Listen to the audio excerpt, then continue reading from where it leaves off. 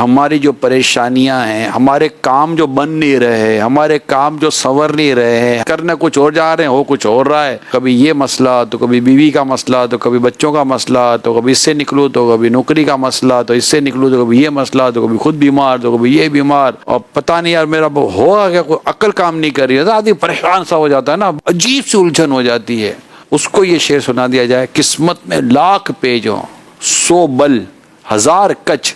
بل کھائی ہوئی زندگی ہے، ٹیڑھی میڑھی صورتیں بنی ہوئی ہیں، کرتا کیا ہوں ہوتا کیا ہے، کیا مرد کیا عورت، سب کے لیے یہ گویا کہ ہے،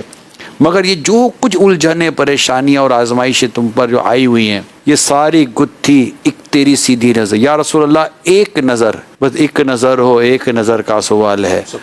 ایک نظر پڑ جائے تو پڑ گئی جس پہ محشر میں بخشا گیا، اس نگاہ عنایت پہ لاکھوں سلام۔ یہ جو ہے نا تعلق پر بڑا ڈیپینڈ کرتا ہے کہ آپ کا جو تعلق ہے وہ کیسا ہے۔ اب وہ تعلق صحابہ کرام علیہ رضوان نے کیسا رکھا تھا، ان کے بچے ہوں تو بھی سرکار یاد آتے ہیں، ان کے یہاں کوئی اور پریشانی ہو تو بھی سرکار یاد آتے ہیں، ان کی بچیوں کی شادیاں ہیں تو بھی سرکار یاد آتے ہیں، ان کے گھر میں خوشبو چاہیے تو بھی سرکار یاد آ رہے ہیں، تو پسینہ نکال کے دے دیتے ہیں کہ یہ لے جاؤ، اب اس سے اچھی خوشبو کہاں سے ملے گی، اتنے جنت میں بھی ایسی خوشبو نہیں جیسی خوشبو نبی کے پسینے میں ہے۔ آپ وہ روایتیں یاد کرتے رہیں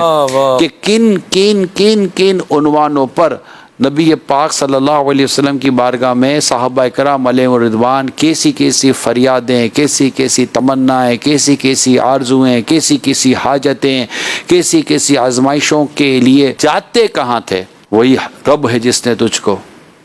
ہمتن کرم بنایا، ہمیں بھیک مانگنے کو تیرا آستا بتایا، تجھے حمد ہے خدایا، تجھے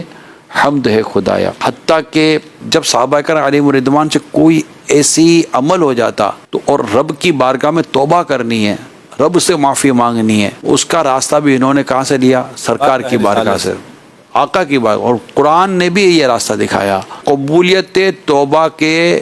3 درجے بیان ہوئے، حاضری بارگاہ رسالت، پھر سرکار کی بارگاہ میں حاضر ہو کر اپنے رب کے حضور معافی، اور نبی پاک صلی اللہ علیہ وآلہ وسلم کا ان کے لیے بھی سفارش فرمانا، ان کے لیے بھی دعائیں کرنا۔ یہ 3 عمل ہو جاتے ہیں تو نتیجہ قرآن کہتا ہے کہ تم اپنے رب کو پاؤ گے کہ وہ تمہارے گناہوں کو بخش دیتا ہے۔ علماء یہاں تک لکھتے ہیں کہ اگر کوئی بارگاہ رسالت میں حاضر نہیں ہو سکتا تو کیا کرے، تو کہتے ہیں کہ تو جہاں ہے وہیں سے بارگاہ رسالت میں حاضر ہو جا اور اپنے رب کے حضور معافی مانگ، آقا صلی اللہ علیہ وسلم تیرے لیے سفارش کرے، اللہ پاک تیرے گناہ بخش دے گا۔ یہ رحمت والے آقا صلی اللہ علیہ وسلم اپنی ظاہری حیات میں بھی ہمارے لیے رحمت اور آج بھی ہمارے لیے رحمت۔ آقا آپ سے نہیں بات کروں گا تو آقا کس سے بات کروں گا؟ مدینے پہنچ جاتے ہیں، آج کروڑوں مسلمان مدینے پہنچتے ہیں، ریاض الجنہ میں جاتے ہیں، جو جالیہ مبارک کے ساتھ ان کو بیٹھنے کی جگہ ملتی ہے، پیچھے پشت اتر پر بیٹھنے کی جگہ ملتی ہے، آگے گنبد خضرا کے سائے میں بیٹھنے کی جگہ ملتی ہے، سامنے